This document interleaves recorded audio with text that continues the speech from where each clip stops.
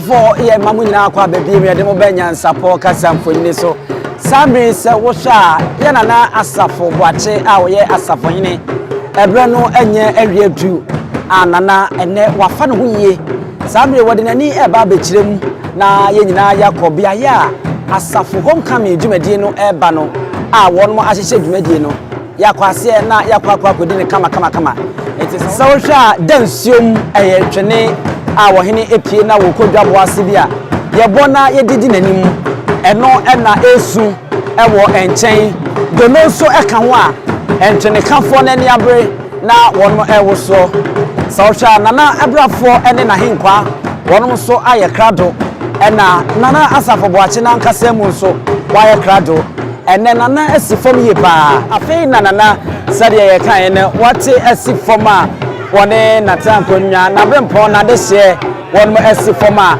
won se ahenkwa ena wonmo edi animu a nana edi nechire na yede chiye edi asi nana so kama ena oso nana ho fama na no kwasem nie nana afa no ye ba a ene nana ho fa no ene ntuma ne kenta efra no ahoso no eye ebibre ena tuntum so ewumu ena afeye ahabamono afeye wo akoko srade ena afeye ye wo ni na ewuma efrafra sebruwa ya mna efe otunfo akwa no onu ani kumase Asafohene Boakye otunfo akomhene wanya ababa betina kunya ewia fra some radio double na say na me yacha ya baba bebreye eye Asafo homecoming e ma we fisa ya ka ya na Akyamfour Asafo Boakye bontua bono oye osahene a wodi esanimu a enye asemtoa asantemantama no owo abakwasem ye ba ono ena nana odefo ena eneye afede wa baba gina konya wa baba tenasia wono na tena konya wono mo etwa no ehia no jumadia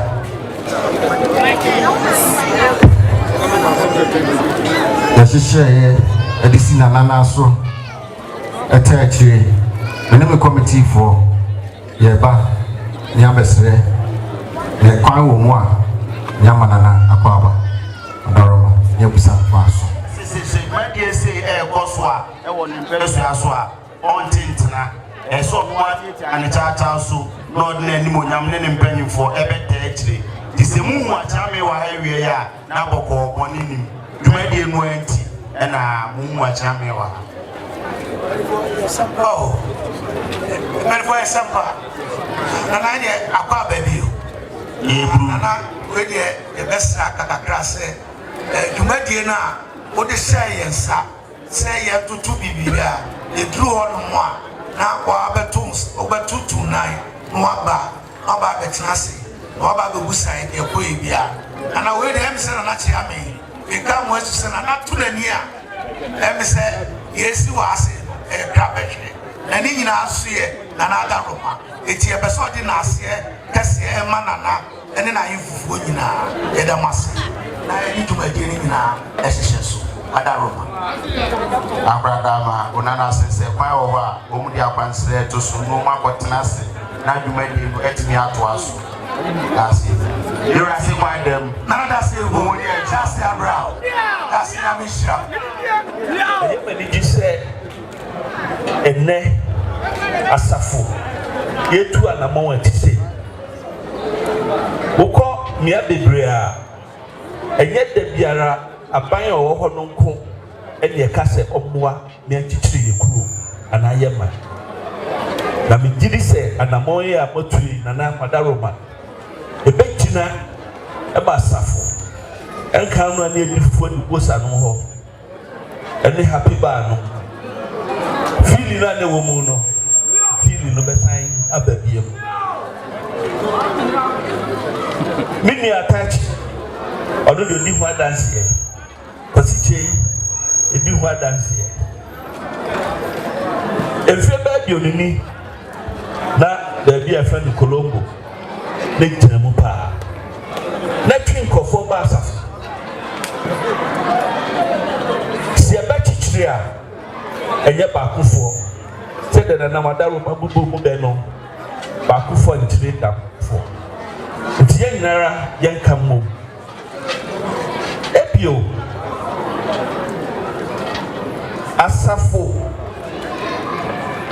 ewo kubase efifi na na de me kwade na so me ya midie no enya me nku na midi me ba no hoda biara na semo aka kire me afutu ode ma me ne krata bi ode atumi ma ye hwemu e de chichi mpro no se asafo man dansomu a kumase ya nchichiri ni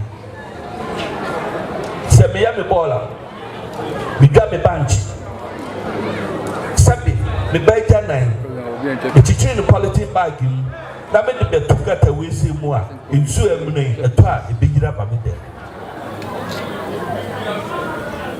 eyiriba me dem a bia me japade da mfie aduasa ne nyaaye no ebetumi asai empo nipa betumi afere ne nkwa eti ahudidie ehia yenyina yenka mom yenya yenya baako yenyina yen chichire ne chichire a ebeyi kumasi eye krabehwa obi biara obeba no so finkan a the first point I was here Asafo so one fawiem no so obefa from a baby obepa kofa bus Asafo e try say edin Asafo no yes said o Bible mo asa Bible Asafo Roman Asafo me Roman ni ene media bi akọ na mu di abantu na mde ba he Asafo no ayesom no Asafo no a de kosa no eno honhom no ewo mu a ewo de kɔ asɔre de kosa akodi nkunim no yenka mom yemfa nya adwuma ne yenni nkunim e ma Asafo de yeyi a asantefo wo baby wo musikusi bedo wo saw mesaw emrante de mebe wo ha bebre nti ase kusibedo musaw misaw ababa yi hwemanim asikyire ye tietietie na wada roma sie kwa kusibo a ne yem kura we kura se titwere sie kwa kokofese ye kobenkusi a se ye nipa num ene koye a kusie no bon no obia da baako ano da baako edija abom pau se kusie ni pia wo be pia wo bon na no e wasede se wo be kum no nti ekofia de benya kusie ni eda kwan eti kusie na wadore no a ye nyina ye de adwenkro ebo mu ekun no a ekofie ni kwaye nkwan no nkwan ne de no bisabi no mwan osubu sabi enumwe eti kusie a wadore no soboa emi ekun no a osabi no bisu sabi nemo ye bɔ kokɔ asa ye gya kusie no manokɔ a ema so agura hwɛ ye nya bi nya nkwan sada no ye beda kɔ nti Asafo kusi bedo wo saw misaw organizers me bɔbɔ ni bompaye so mo beta machi na bibia no akoso amamo me pledge aboa mo 5,000 cedis na mo fa 5,000 Ghana cedis from the mayor and that's a 50 million media mudi no be koso kama e de numunya be basa na kasa man otum 40 way or hwe Akyamfour is the right hand man no post bi ade ama na hifie no e bi oba e o mekan o kasa bi na tuma otie and say yeso ya assembly no de yeso be ye ma Asafo e bi na mfaso abaso e be ni me do bibia afisi abaso ba won sem Asafohene mon sem from mayor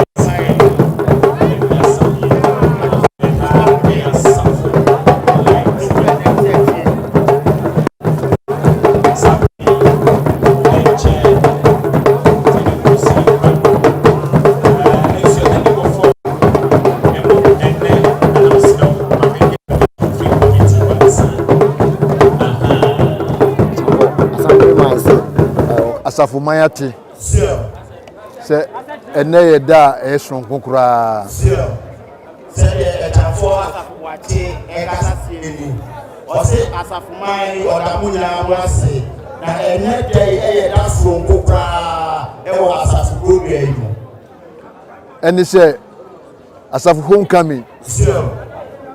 We now makuma pray. Sure. Say kamu benya na mo aye. Sure.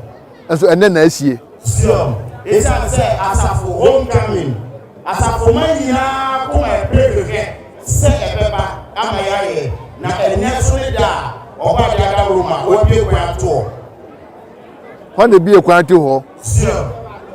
Okay, on say Asafo babu mu. Sure. Enye babu mu keke o. Sure. Awurade Asafo Yehowa eni ni din. When they be ekwan to ho, ye ka say Asafo e Bible mu. When Asafo Awurade ono na ama enye dey ye hu no, ye hu ni sa. Sa. Enti e di aseda ne ma ono Awurade a o ma ye nkwan ya say na ehia ha. Sure.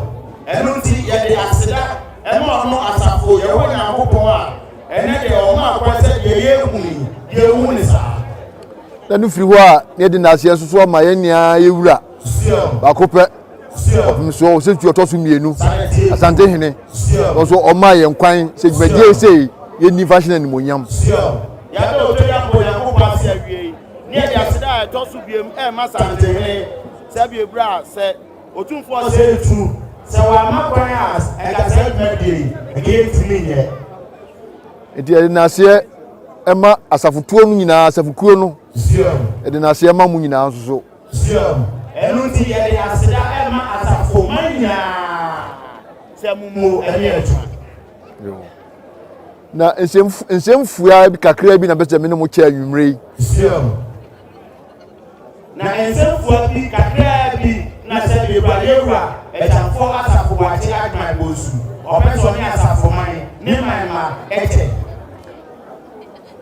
Me bai afini kakra ni. Sure. Na asema mi kanda bia am se hu hia me pa. Sure. En se yen adisua. Sure. Ni se education. Sure. Be konkan. Sure. Yewura ba ye afi ene kakra ni.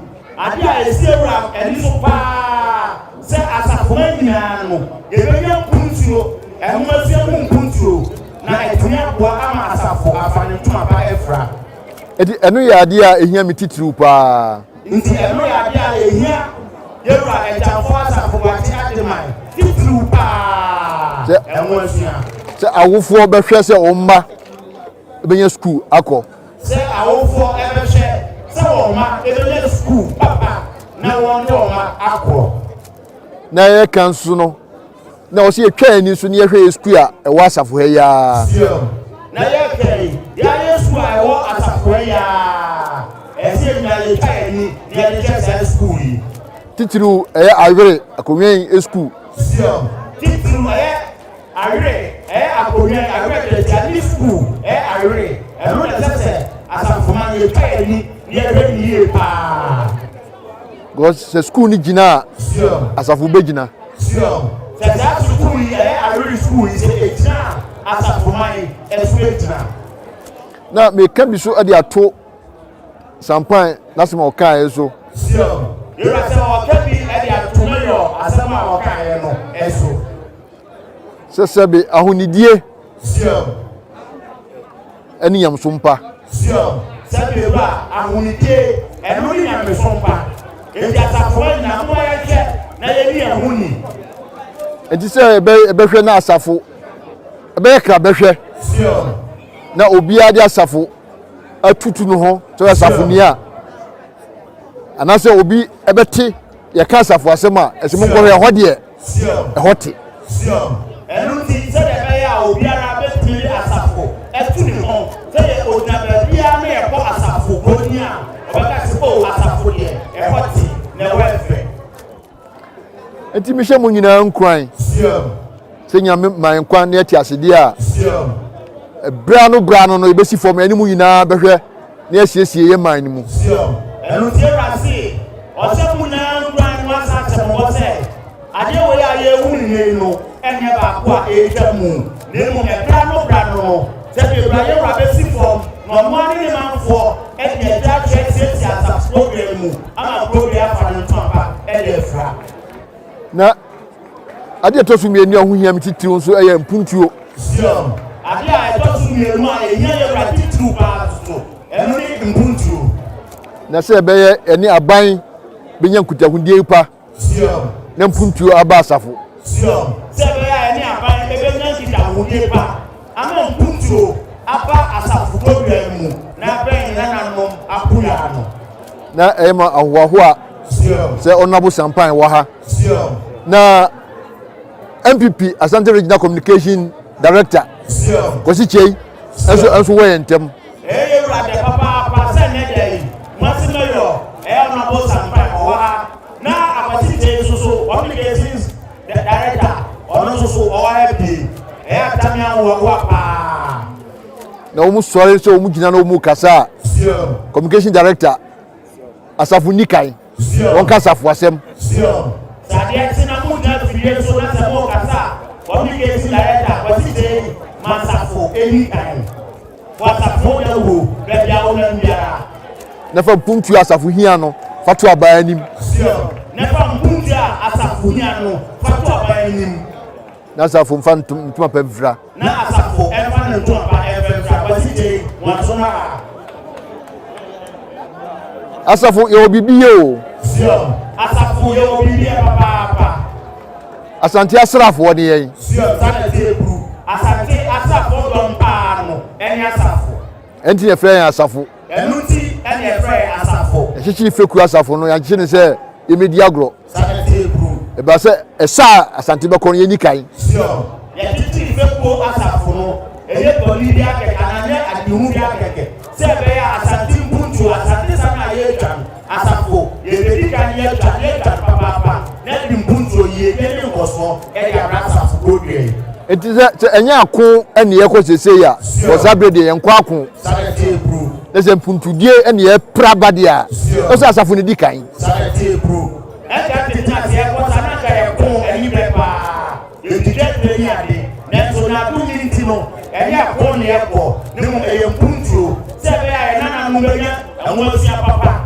ye be nya duma ye na Asafo go be fa no to papa e fra no eno na sakre ye ko ho da Kosi Chei wa be bia u na bia no u na bia na kasa wa Asafo ni trimpuntu na fa Asafo nemje honorable sampan so oye ho odwu harada sanete bru na honorable sampan so no ye nse wata se a wutu wa na mo dada na so bo so ye hwɛ sɛ Asafo ye waste management ye wa hai o Zion school nche ho no ye hwɛ Asafo ye waste management ye wo Zion wai ye Zoom line odi hu nkomo sɛ ye be upgrade into ultramodern status a ewira edi begura no ukọ okura on kase edi wira na egu ho sanete bru ye hwɛ sɛ ni Zoom line for be ni kita ho ni ara proper no amana du abɛ fo kwan so sɛ be ya so du ho no ma on kan bo mu sɛ be bra e mura ana bola en ye de go ni mo ye be na abɛ fo kwan so pra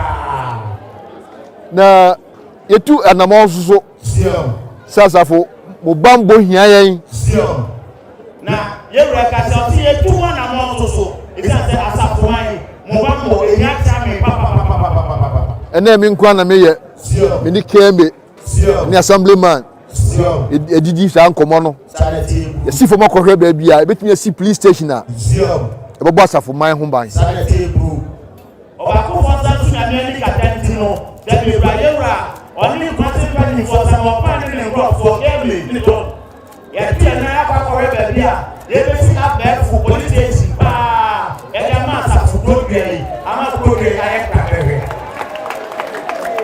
enti eno na me sira sɛ sampan e kembe mosi mayor de onhwɛ na onye mmoa desa na montuo no enye ntentem maye enu ti na aya chame de ba se ne mayor wo ha na sa grade ye ni sa to ani mo e grade mu se o be hwɛ no akɔ wo so ama sa grade mu akɔ ntentem na ma ko de aya ka bebe bijo sampan kasa no osi obi be kumasi a so wan fa plane dia Asafo no beba na oba Asafo yi na okɔ station ni attack no ya gine ni mafri ni nsam edi ben na Asafo wunya edi mbone mayor eka say wọ́n ti obi fi nkan na so oba kumasi pa na se wa fa wie mu dia e Asafo e no beba abesi sa na o fi do bi ma ko nkan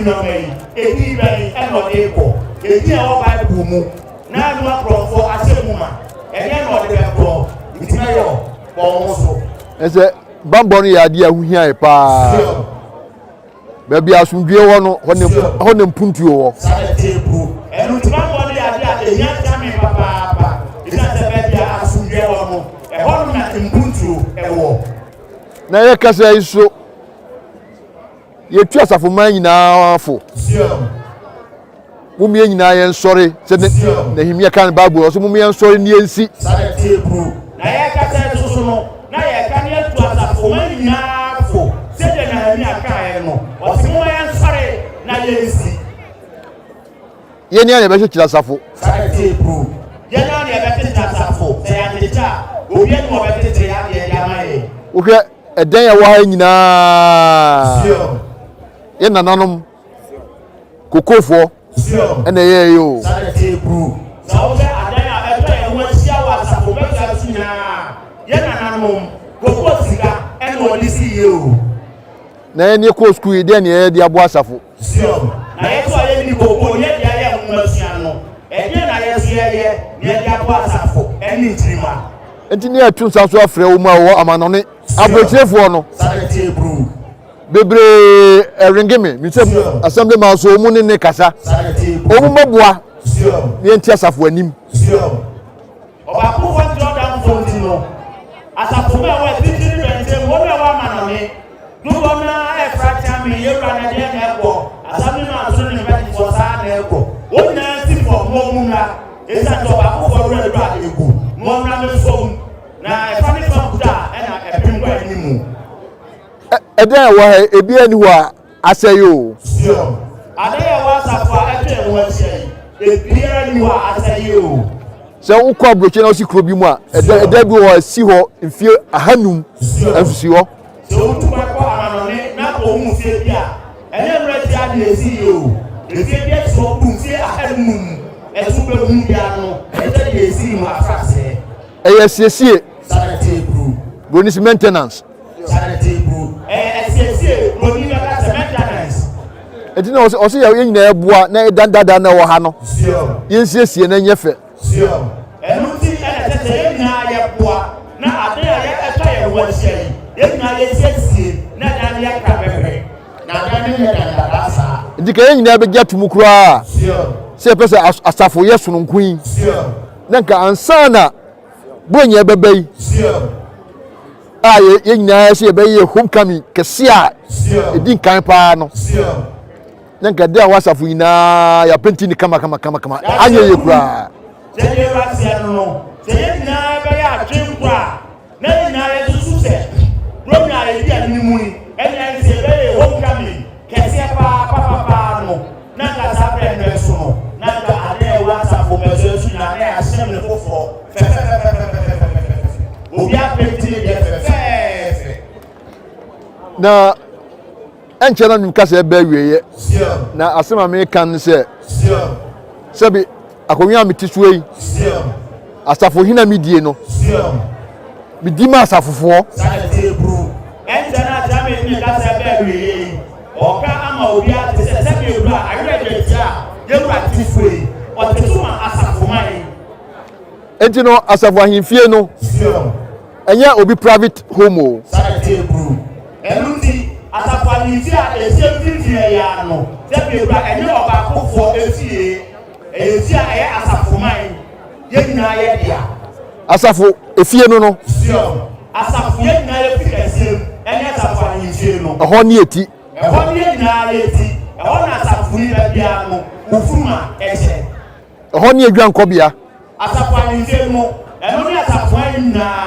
ye dwan kobia enti no asemba papa boni ho ne de ba sare tebu enunti ene atame mama to ate se asafo ma se papa se boni bibi dia de besi dia no ehon na mu dirigenti no mo ma mu na nyentia e ofi e asafo ahemfie se de eke enti na pono na ya bia nda bia da ho boni se 24/7 sare tebu enunti ena asafo ahemfie pono de biara da ye ntuma ye bi ya ton boni be ka se 24/7 ahemfie pono ye bi ya ton enti bibi hawa no aba sanity pro enu bibi hawa men fans o team na enu dem brasa fa nfi o ba beto nananom na je hawo bia no o ya beto atame ni adwin bi na wo kyera sio brafie adwin bi na wo kyera brafie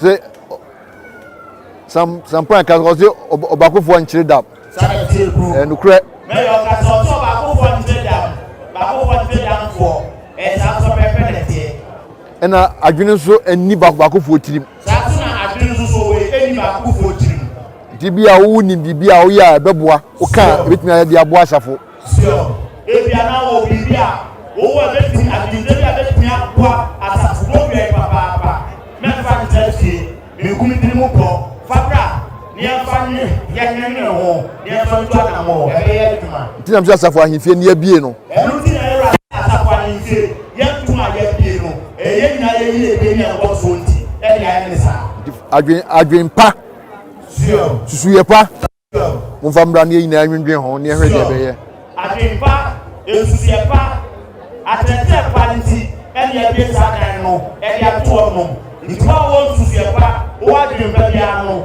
me fa ntasi fabra asafo ahemfie babada jame ni mo go ho ye fa na mo ne mo asafo ro ye nyina tinam ka se be wie asida nam de ma asafo kro ni nyina zero to ne ka se be wie no e asida piesie e no de ma asafo ro ye no mu ni pa nyina na maka kire won se ene ne da so a e homecoming a ye hwe animu December no ye launch sio no ta to ya to e bu sa po ni se ene dai ene ye homecoming a ye hwe animu December mu no ene ne da ye launch sa homecoming no etine de de ya di bi homecoming no pa anu atre December ye nyam e mu aboa ye ho na ye hwe de be ye abronya no edie no aye kra behwe sio enu tie wa ye tie ete de ti se no na nyina ye no ho ba ni e de kwa dindrim ni a che kwamba be fa so a e December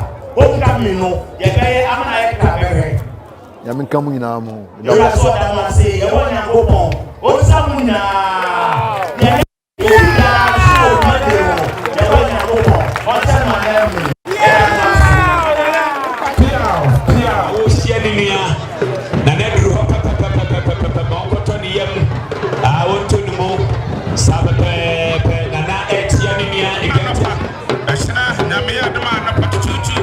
watching on see a party and I will have a fear. I caught you, but my dear said,